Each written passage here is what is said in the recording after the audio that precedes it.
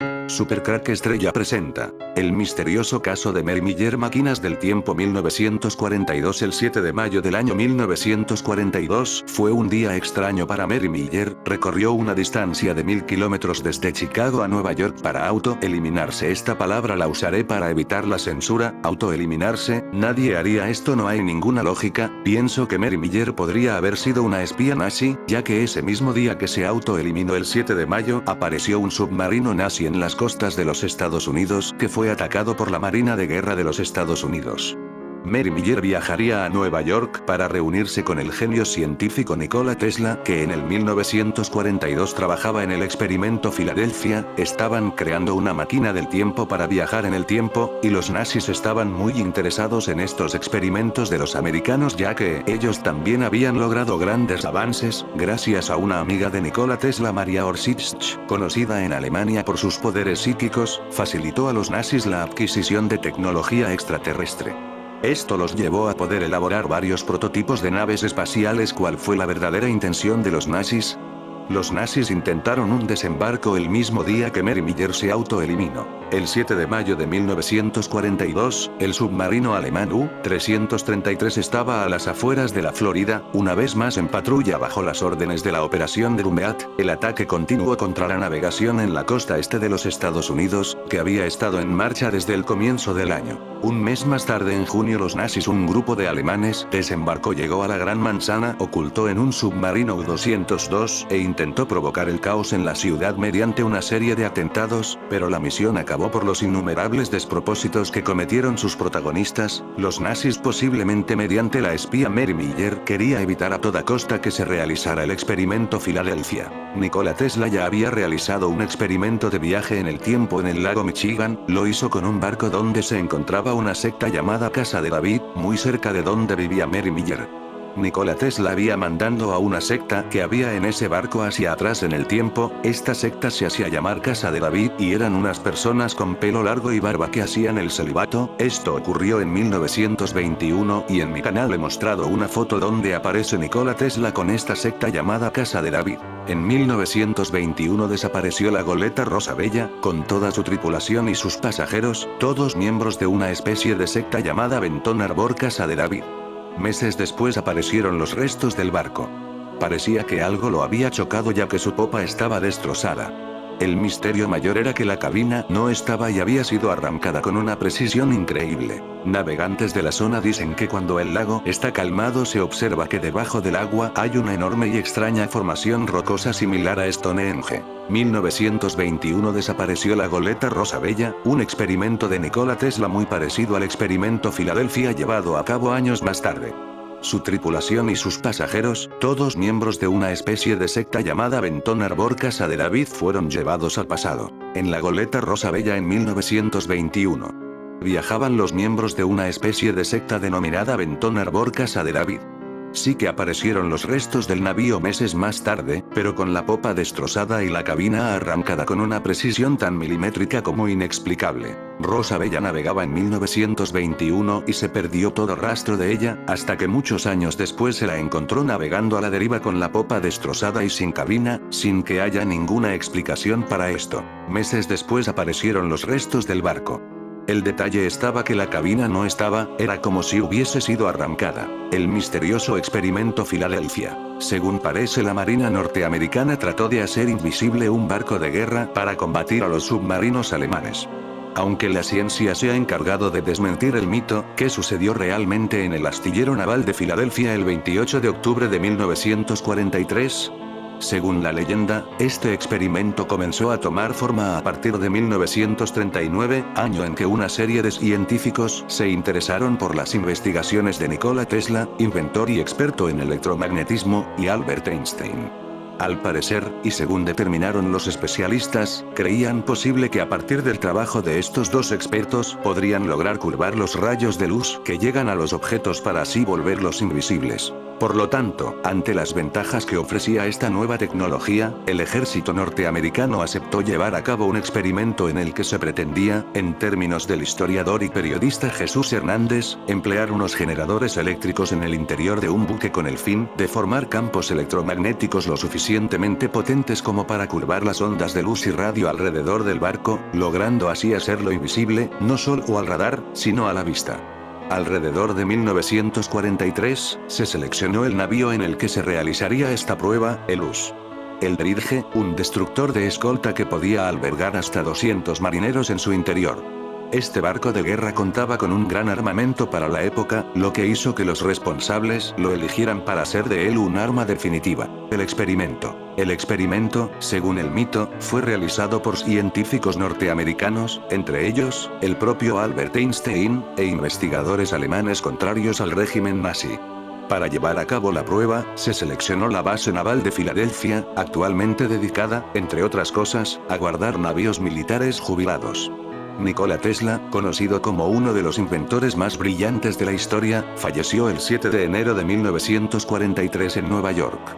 A pesar de su genialidad y de sus numerosos inventos revolucionarios, la muerte de Tesla estuvo rodeada de misterio y dio lugar a numerosas teorías de conspiración. En este artículo, exploraremos algunas de las teorías más populares y debatiremos si tienen algún fundamento. El gobierno lo hizo asesinar. Una de las teorías más famosas es que Tesla fue asesinado por el gobierno de los Estados Unidos o por intereses poderosos que buscaban silenciar sus descubrimientos. Según esta teoría, Tesla había desarrollado tecnología tan avanzada que amenazaba los intereses de las grandes compañías energéticas y los gobiernos. Se dice que sus ideas sobre la energía libre y su proyecto de torre de transmisión de energía inalámbrica fueron considerados una amenaza para el sistema establecido. Nikola Tesla, conocido como uno de los inventores más brillantes de la historia, falleció el 7 de enero de 1943 en Nueva York. A pesar de su genialidad y de sus numerosos inventos revolucionarios, la muerte de Tesla estuvo rodeada de misterio y dio lugar a numerosas teorías de conspiración.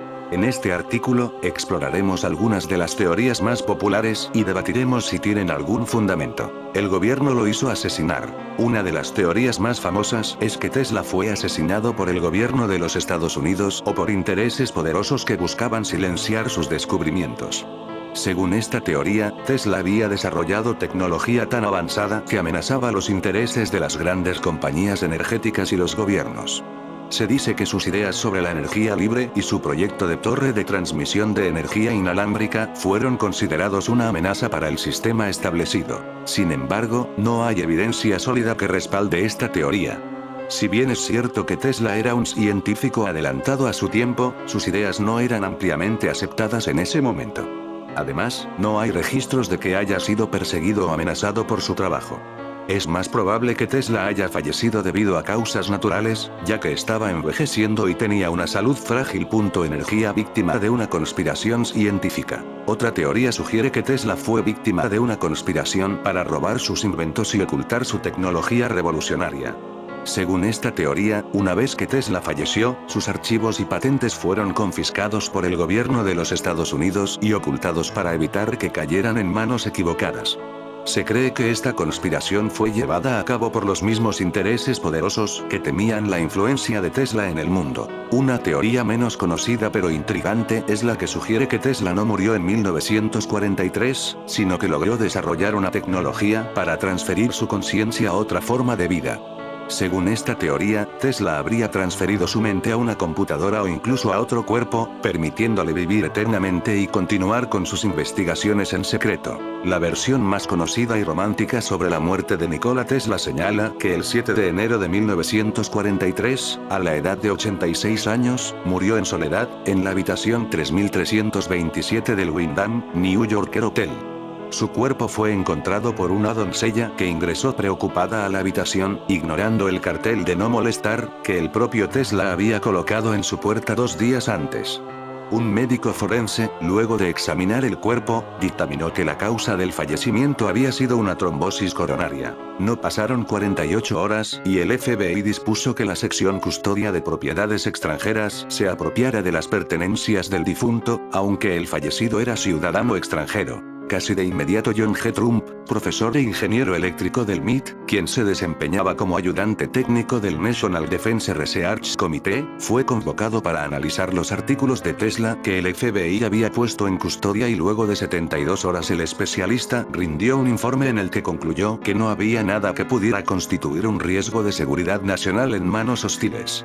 Las conclusiones decían que los pensamientos y esfuerzos de Tesla, durante al menos los últimos 15 años fueron principalmente de carácter especulativo, filosófico y algo promocionales, a menudo relacionados con la producción y transmisión inalámbrica de energía, pero no incluyó principios o métodos nuevos, sólidos y viables para realizar tales cometidos. En una caja fuerte pequeña, existente en una habitación del hotel donde vivía Tesla, trascendió que había una caja conmutadora de resistencias eléctricas de 45 años de antigüedad. El 10 de enero de 1943, el alcalde de Nueva York, Fiorello LaGuardia, le rindió homenaje leyendo, en directo, un panegírico escrito por el esloveno Luis Adamic, en la emisora de Radio UNIC, teniendo como fondo el Ave María en violín y luego la canción popular serbia Tamo Daleko, que se escuchó en segundo plano. A las 48 horas alrededor de 2.000 personas asistieron a un funeral de estado en la Catedral de San Juan el Divino. Y luego de concluida la ceremonia, el cuerpo de Tesla fue llevado al cementerio Ferncliff en Arsley, Nueva York, donde su cuerpo fue incinerado. Al día siguiente, se realizó un segundo servicio que fue conducido por sacerdotes en la capilla de Trinidad, luego denominada Catedral Serbia Ortodoxa de San Juan ubicada en Nueva York. Hasta aquí se exponen los datos oficiales sobre la muerte sorpresiva de Nikola Tesla y a partir de allí surgen innumerables versiones e informaciones sobre lo ocurrido en el momento de su muerte y sobre el destino de la documentación que respaldan sus trabajos, fundamentalmente los relacionados con el que se conoce con el nombre del rayo de la muerte. El presunto asesino. Los corrillos sobre las motivaciones que desencadenaron el fallecimiento de Tesla nacen, presuntamente, en el despacho de Adolf Hitler, quien habría dado la orden a uno de sus generales de detectar al científico en Estados Unidos para apoderarse de los planos del rayo de la muerte y asesinarlo. Y para cumplir con esa imperativa decisión, Hitler pidió convocar a Otto Johann Anton Skorzeny, un ingeniero civil y coronel austríaco de la Waffen-SS, nacido el 12 de junio de 1908 en Viena y que dejó este mundo en Madrid, el 7 de julio de 1975, aunque otros datos indican que la fecha no es real. Skorzeny estuvo al mando de la unidad Friedenthaler y fue especialista en operaciones especiales durante la Segunda Guerra Mundial y aún en la posguerra. Se lo consideraba un experto en espionaje y sabotaje y, al igual que el mafioso Al Capone, fue apodado como cara cortada, debido a las grandes cicatrices que surcaban sus mejillas. El rescate de Mussolini. El coronel se hizo famoso al rescatar al dictador italiano Benito Mussolini, así como por llevar a cabo la Operación Grifo, que le valió el título de el hombre más peligroso de Europa. El 25 de julio de 1943, Hitler lo nombra a cargo de la operación de rescate de Benito Mussolini, quien acababa de ser arrestado, siendo desconocido su paradero. Skorzeny fue llamado a la guarida del Lobo, cuartel general de Hitler en Prusia Oriental. Venía recomendado por el propio general de las SS Ernst Kaltenbrunner, jefe de la Oficina Central de Seguridad del Reich y de la SD. Según el propio Skorzeny, en esa reunión Hitler preguntó qué opinaba de Italia, a lo que él contestó: "Soy austríaco, mein Führer, la pérdida del Tirol del Sur a manos de Italia, episodio sucedido tras la Primera Guerra Mundial, es una espina que todo austríaco lleva clavada en el corazón". Al parecer esto decidió a Hitler a optar por él, ya que había otros soldados de diferentes ramas del ejército en la reunión, para encabezar el rescate del Duce, al que Hitler llamaba su amigo personal y el último romano. Desde entonces estuvo buscando a Mussolini, siendo atacado por cazas británicos, que derribaron su Heinkeles y entonces, sufriendo algunas heridas de mediana gravedad. El gobierno de Badoglio supo de la operación y trató de evitar que lo localizaran emitiendo noticias falsas acerca de su paradero. Finalmente se descubrió que estaba en el Gran Sasso, en el Hotel Campo Imperatore, en el pico más alto de los Apeninos. El hotel estaba ubicado en una difícil topografía del Gran Sasso y los carabinieri que lo custodiaban tenían órdenes de ejecutarlo ante el primer intento de rescate o fuga. Si bien dada la topografía del terreno la operación, llamada Unternehmen Misión Roble, era complicada, el grupo de Skorzeny, compuesto por comandos paracaidistas alemanes, logró llevar a cabo la misión con éxito, aterrizando en fueron planeadores el 12 de septiembre de 1943, sin que se disparara un solo tiro, pues los carabinieri se rindieron en el acto. Mussolini fue embarcado en una avioneta Storch, donde también se acomodó el mismo Scorseni como su guardaespaldas, a pesar de las protestas del piloto.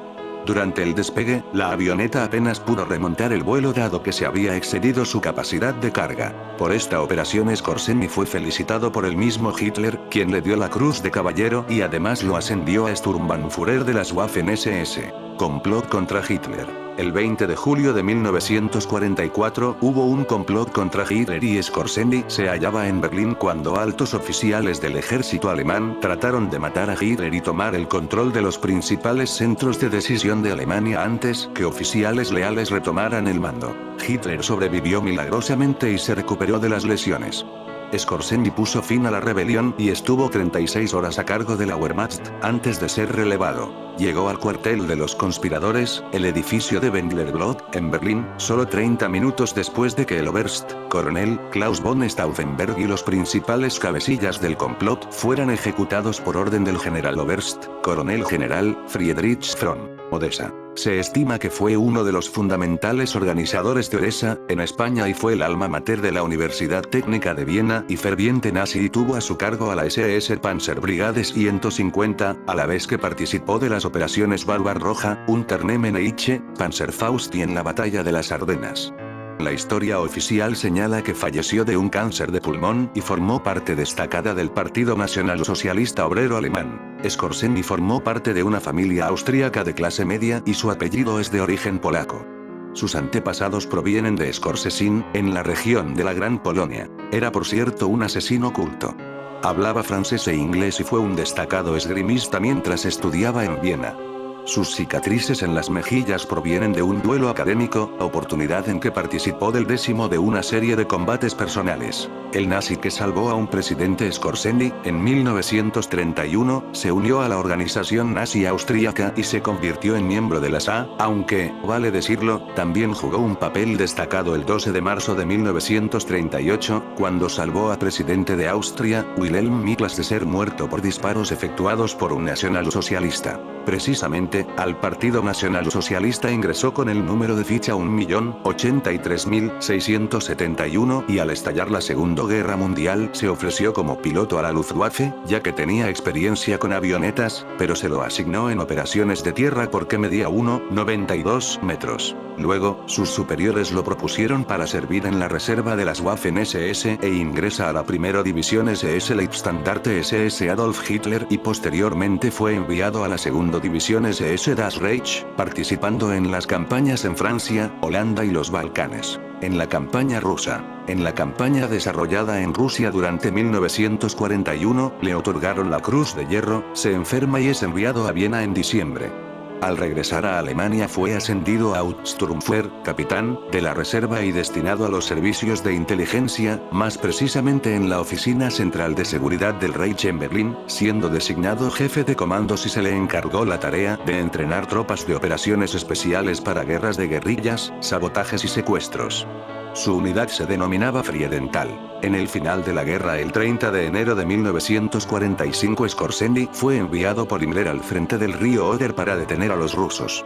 Con una fuerza de 5.000 hombres, de los 20.000 prometidos por Himmler, Scorseni salió hacia Schwedt a luchar en una guerra perdida. Después de reclutar hombres entre antiguos pilotos, heridos, ingenieros, ancianos y adolescentes, aumentó sus fuerzas a casi 15.000, la mayoría sin experiencia de combate. Nueva misión. El 7 de marzo Scorseni recibió la orden de ir a Berlín, donde se le encomendó otra misión.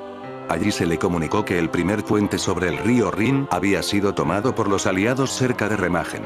Hitler estaba furioso y se le ordenó que organizara un comando de hombres rana para volar el puente Ludendorff. La operación fue un fracaso y los hombres que no fueron apresados murieron congelados en las heladas aguas del Rin. El plan ruso de retroceder y dejar a su paso tierra yerma congelada estaba dando sus frutos. Cuando su ciudad natal estaba a punto de caer en manos de los soviéticos, Scorseni partió hacia Viena para conocer el destino de su familia. El 11 de abril Scorseni abandonó Viena y, obedeciendo órdenes de Berlín, se dirigió al llamado Reducto Alpino, en el lago Toplitz, entre Austria y Alemania, donde debería organizar la defensa del último baluarte nacional socialista.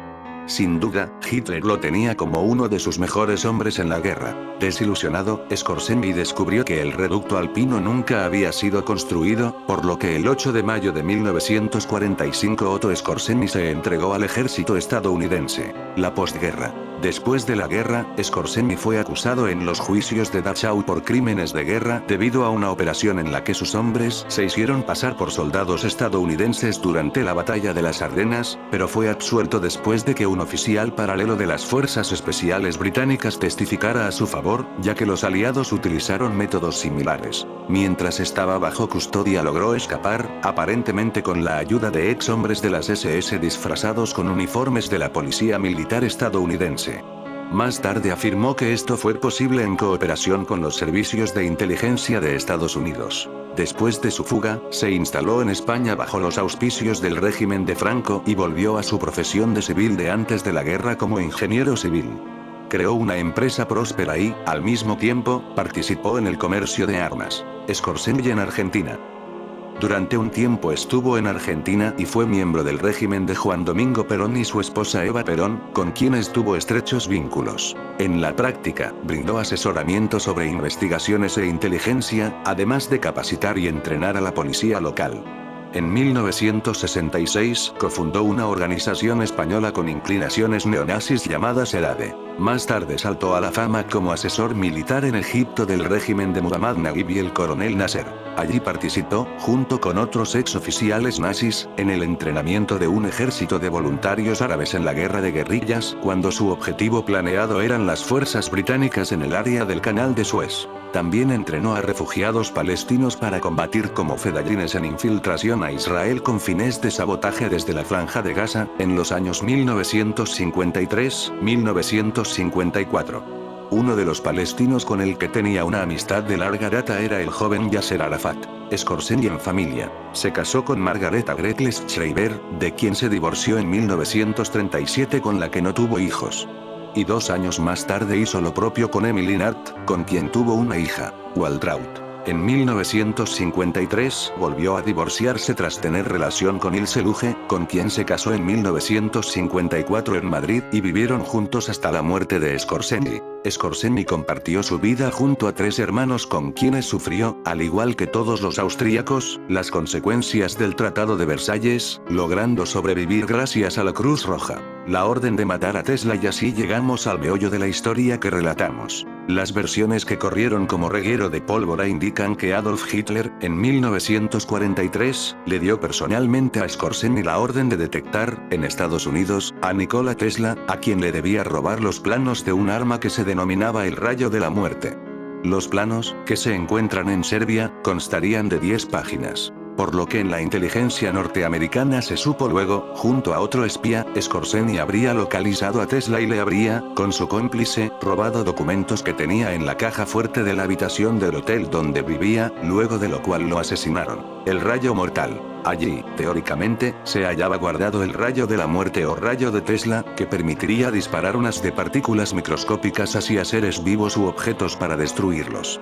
Supuestamente fue inventado entre la década del 20 y la del 30, de manera independiente por Tesla, Edwin R. Scott y Harry Grindel Matthews. Un trabajo minucioso. 2 investigadores estadounidenses, uno de ellos fue Jack Murphy, obtuvieron imágenes de Otto cuando tenía 30 años y posteriormente se hicieron de otra foto, cuando el nazi ya había cumplido 90. Murphy entregó las imágenes logradas a un amigo, perito criminólogo, para que hiciera un exhaustivo estudio que permitiera determinar si las fotos correspondían a la misma persona. Es así que luego de un tiempo prudencial, se habla de 90 días, Murphy regresó al laboratorio del perito y este le dijo que había hecho comparaciones sobre características definidas de los rostros. Estos experimentos provocaron las esferas que aparecieron en Los Ángeles 1942 y que fueron atacadas por los Estados Unidos. Estas esferas ovnis son también satélites que permite a los viajeros del tiempo usar teléfonos móviles ya que están en la Tierra desde el principio de la humanidad. El primer contacto con estas esferas fue de los nazis en Afganistán en 1942. El incidente de Shehedia, portal dimensional abierto en el mundo. El incidente de Shehedia. En este día día de 1942, un grupo de arqueólogos descubrió el sitio del choque de un ovni antiguo en Sheedia, Afganistán, y sin querer desenterraron un portal a otra dimensión. En tiempos de conspiraciones, con discusiones permanentes sobre si existen o no bases de alienígenas en diferentes países, y qué relaciones tendrían, o tienen, los seres de otros mundos con nuestros científicos e investigadores, el misterio de un imán hallado en una cueva de Afganistán quedó rápidamente tapado, quizá con la misma celeridad que se llegó a conocer el soñado caso. Un hecho que involucró a los máximos líderes mundiales de entonces, pero que además habría tenido tintes fatales, ya que si bien sus equipos fueron encontrados, aquellos soldados nunca volvieron a ser encontrados. Afganistán es un país con una particular e intrigante historia. En ese camino, incluso hay un interés del nazismo por el territorio que se dio en plena etapa de expansión del régimen de Adolf Hitler. Un video captado por una plataforma de reconocimiento militar estadounidense sobre la frontera entre Afganistán y Pakistán está dando la vuelta al mundo. La grabación, realizada el 23 de noviembre de 2020, muestra un objeto volador no identificado, UAP, por sus siglas en inglés, con forma de disco que emerge y desaparece entre las nubes. Según el Pentágono, se trata del primer avistamiento de este tipo oficialmente clasificado y hecho público. OVNI confirmado por EU. Las imágenes térmicas, reveladas por los periodistas de investigación Jeremy Corbell y Josh Knapp, muestran al objeto maniobrando sin señales visibles de propulsión. Sin calor, sin propulsión, sin explicación. Lo más impactante es que los sensores térmicos no detectaron emisiones de calor provenientes del supuesto sistema de propulsión. No se ven columnas de calor saliendo de este objeto en forma de disco, explicó Corbell. Eso es uno de los aspectos más salvajes.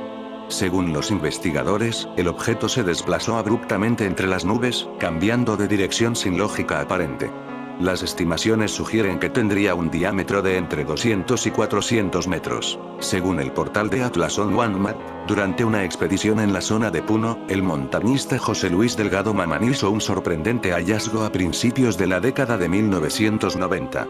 En medio de la naturaleza, se topó con una enorme pared de roca que, de manera extraordinaria, había sido cuidadosamente alisada hasta adquirir una superficie perfectamente plana. No solo eso, sino que esta superficie estaba adornada con un pequeño nicho, un detalle que dejó perplejo al explorador. La piedra plana que encontró mide aproximadamente 23 pies cuadrados, más de 2 metros, y en ella se destaca una alcoba en forma de T, que se eleva unos 6 pies y 6 pulgadas sobre la superficie. El propósito de este espacio es un enigma, pero la explicación más plausible sugiere que se trata de un proyecto de construcción inca que nunca se completó. Los lugareños se refieren a esta intrigante estructura como la Puerta de Ayumarca o la Puerta de los Dioses. En el siglo XVI, durante la llegada de los conquistadores españoles al Tahuantinsuyo, una misteriosa leyenda toma forma.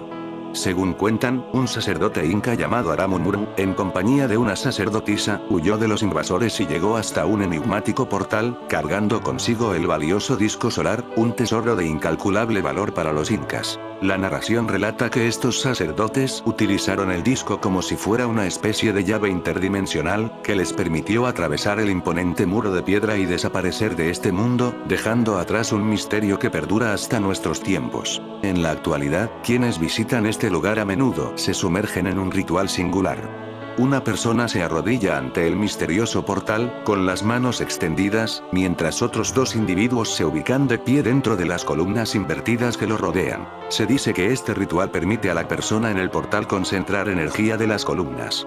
Los visitantes afirman sentir una fuerza especial, una vibración que escapa a lo común.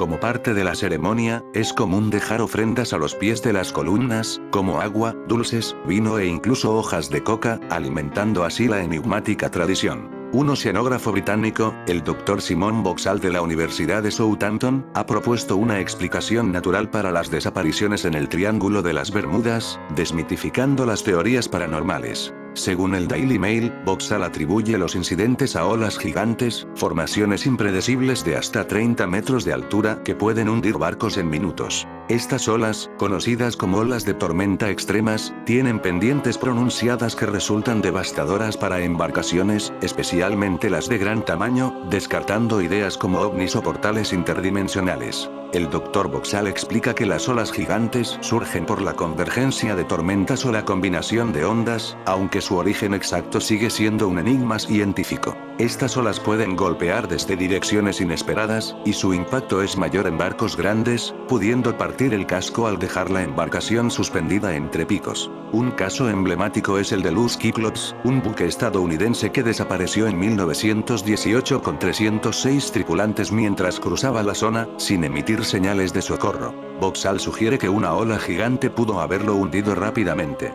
Para respaldar su hipótesis, el equipo de Boxall recreó un modelo a escala de Luz Cyclops, demostrando que una ola de gran magnitud podría haberlo destruido en minutos debido a su diseño de base plana. Este enfoque científico contrasta con las teorías conspirativas que han alimentado la leyenda del Triángulo de las Bermudas, como abducciones extraterrestres o portales a otras dimensiones. Sin embargo, tanto la Administración Nacional Oceánica y Atmosférica, NOAA, como Lloyd's of London sostienen que las desapariciones en esta región no son más frecuentes que en otras rutas marítimas concurridas. El Triángulo de las Bermudas, delimitado por Miami, Bermudas y Puerto Rico, es una zona de alto tráfico donde han ocurrido desapariciones notables, pero los datos no indican que sea más peligrosa que otros sectores del océano. Las condiciones adversas, como aguas poco profundas y fenómenos naturales como las olas gigantes, explican la mayoría de los incidentes. A pesar de su fama, miles de personas atraviesan esta área diariamente sin problemas, lo que refuerza la postura científica de que no existe un misterio sobrenatural en el Triángulo de las Bermudas. El extraño comando nazi que llegó a Nueva York en plena IN para sembrar el pánico en Estados Unidos en junio de 1942, un grupo de alemanes llegó a la Gran Manzana oculto en un submarino U-202 e intentó provocar el caos en la ciudad mediante una serie de atentados, pero la misión acabó por los innumerables despropósitos que cometieron sus protagonistas. Se imaginan a un submarino tripulado por un comando nazi entrando en la costa de Nueva York, en plena Segunda Guerra Mundial, con el objetivo de sembrar el caos mediante una serie de atentados devastadores, como si fuera la batalla de Stalingrado, el desembarco de Normandía o el ataque de Pearl Harbor, pero en Estados Unidos. ¿No se lo imaginan? Pues ocurrió en junio de 1942, en una curiosa operación llena de despropósitos que no conocimos hasta 70 años después, cuando fueron desclasificados varios documentos del MI5 británico y publicados por The Times. La idea de llevar el conflicto hasta el territorio enemigo fue del propio Adolf Hitler, quien transfirió la orden a la Organización de Inteligencia Militar Alemana, la Abwehr, 4 días después de declarar formalmente la guerra a Estados Unidos. Fue entonces cuando ordenó la Operación Pastorius, llamada así en homenaje a un famoso colono germano de mediados del siglo XVII. Un ambicioso plan que contemplaba volar por los aires centrales eléctricas, fábricas de aluminio, estaciones de ferrocarril, puentes, canales y hasta el sistema de provisión de agua de toda la ciudad de Nueva York. En el mes de mayo, un mes antes del extraño comando nazi que llegó a Nueva York.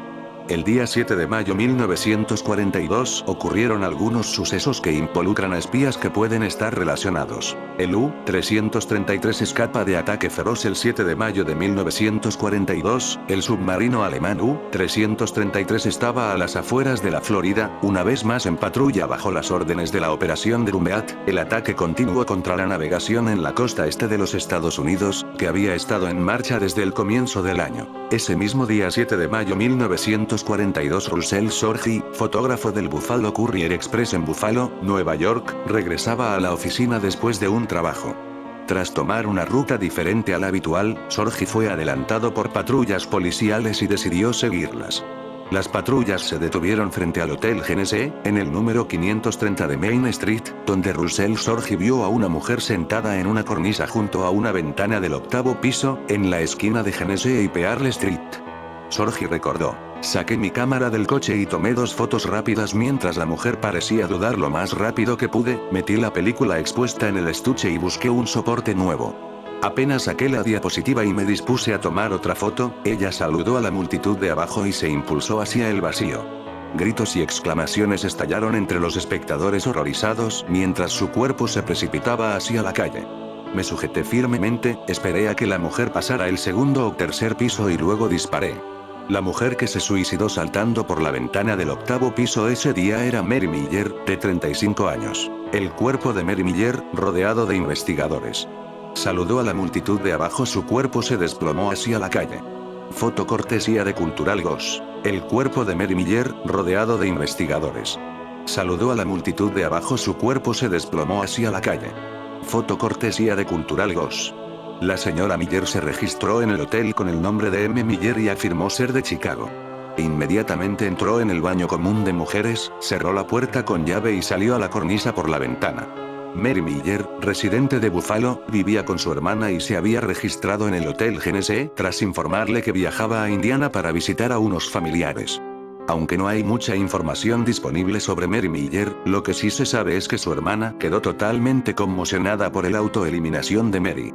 La foto, titulada La divorciada abatida, carece de fundamento, ya que Mary Miller no estaba casada ni lo estuvo nunca.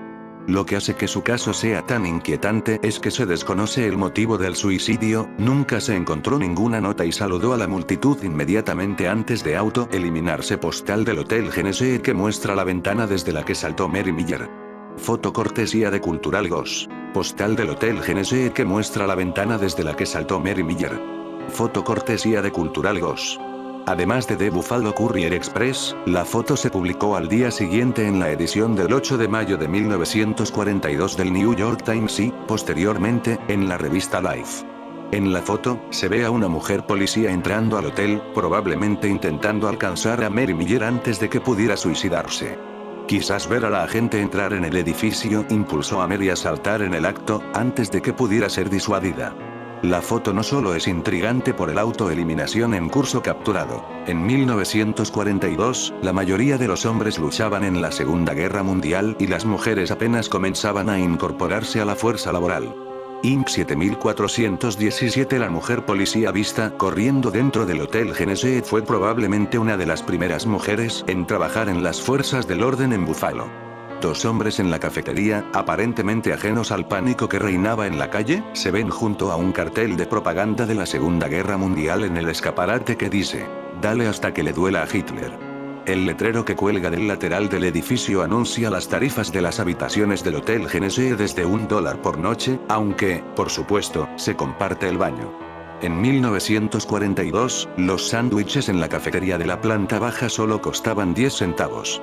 El Hotel Genesee se construyó en 1882, pero este edificio histórico ha sido demolido. Hotel Genesee en 1978, abandonado y tapiado para su demolición.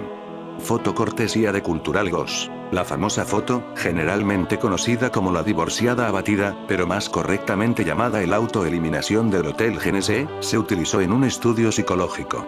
Se descubrió que el 96% de los participantes no se percató de la muerte de Mary Miller al ver la foto por primera vez. También ese día 7 de mayo 1942 un avión con la parte de arriba plana. Durante la batalla del Mar del Coral, los aviones de la Marina de los Estados Unidos le meten 13, 14 bombazos y 7 torpedos al SHH, el primer portaaviones japonés que se hunde en la Guerra del Pacífico. Fase lunar del 7 de mayo de 1942. Cuarto menguante el día jueves 7 de mayo de 1942 la luna era en cuarto menguante, saber más. Un 51,1% del disco lunar visible era iluminado por el sol.